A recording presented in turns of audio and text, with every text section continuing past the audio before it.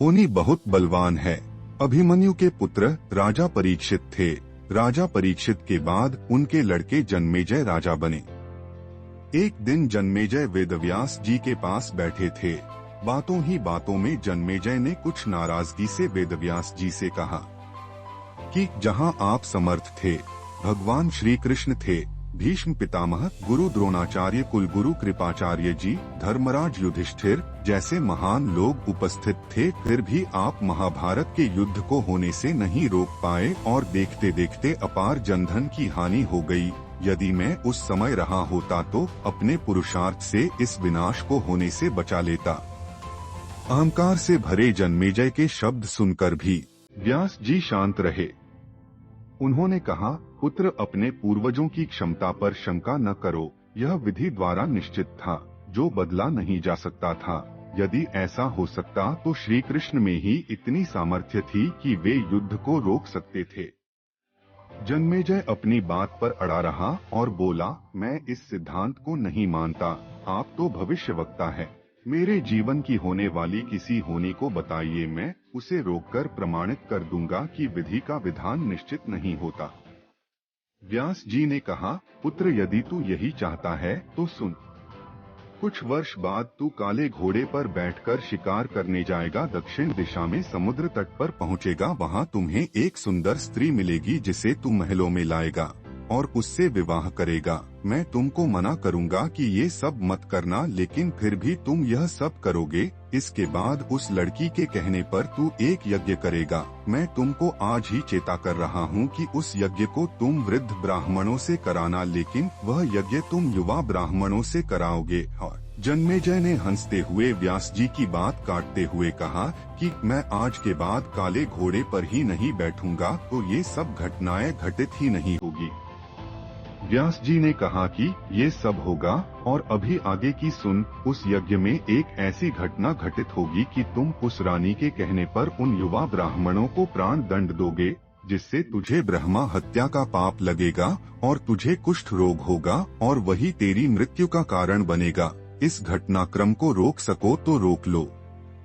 वेदव्यास जी की बात सुनकर जन्मेजय ने एहतियात वश शिकार पर जाना ही छोड़ दिया, परंतु जब होने का समय आया तो उसे शिकार पर जाने की बलवती इच्छा हुई।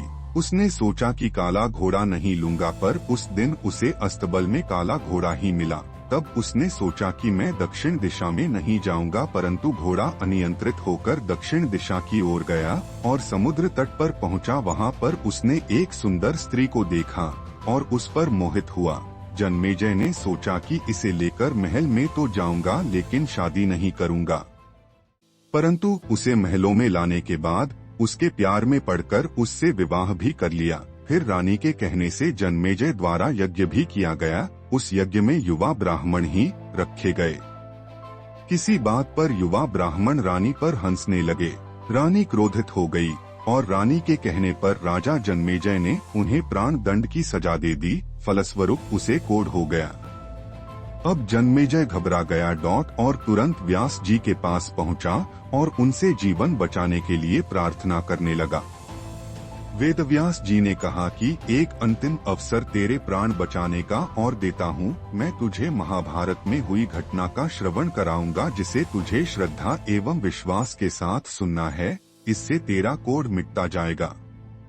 परंतु यदि किसी भी प्रसंग पर तूने अविश्वास किया तो मैं महाभारत का प्रसंग रोक दूंगा और फिर मैं भी तेरा जीवन नहीं बचा पाऊंगा। याद रखना, अब तेरे पास यह अंतिम अवसर है। अब तक जन्मेजय को व्यास जी की बातों पर पूरा विश्वास हो चुका था, इसलिए वह पूरी श्रद्धा और विश्वास से कथा श्रवण करने लगा। व्यास जी ने कथा आरंभ करी और जब भीम के बल के वे प्रसंग सुनाए, जिसमें भीम ने हाथियों को सूंडों से पकड़कर उन्हें अंतरिक्ष में उछाला, वे हाथी आज भी अंतरिक्ष में घूम रहे हैं। तब जन्मेजय अपने आप को रोक नहीं पाया और बोल उठा कि ये कैसे संभव हो सकता है, मैं नहीं मानता। व्यास जी ने महाभारत का प्रसंग रोक दिया और कहा कि पुत्र, मैंने तुझे कितना समझाया कि अविश्वास मत करना, परंतु तुम अपने स्वभाव को नियंत्रित नहीं कर पाए, क्योंकि यह होनी द्वारा निश्चित था। फिर व्यास जी ने अपनी मंत्र शक्ति से आवाहन किया और वे हाथी पृथ्वी की आकर्षण शक्ति में आकर नीचे गिरने लगे। तब व्यास जी ने कहा, यह मेरी बात का प्रमाण है। जितनी मात्रा में जन्मेजय ने श्रद्धा विश्वास से कथा श्रवण की, उतनी मात्रा में वह उस कुष्ठ रोग से मुक्त हुआ, परंतु एक बिंदु रह गया और वही उसकी मृत्यु का कारण बना। सार, पहले बनती है तकदीरें, फिर बनते हैं शरीर। कर्म हमारे हाथ में है, लेकिन उसका फल हमारे हाथों में नहीं है। गीता के 11वें अध्याय के 33वें श्लोक में श्री कृष्ण अर्जुन से कहते हैं, उठ खड़ा हो और अपने कार्य द्वारा यश प्राप्त कर। यह सब तो मेरे द्वारा पहले ही मारे जा चुके हैं, तू तो केवल निमित्त बना है। होनी को टाला नहीं जा सकता, लेकिन नेक कर्म व ईश्वर नाम जाप से होनी के प्रभाव को कम किया जा सकता है। अर्थात रोग आएंगे परंतु पीड़ा नहीं होगी।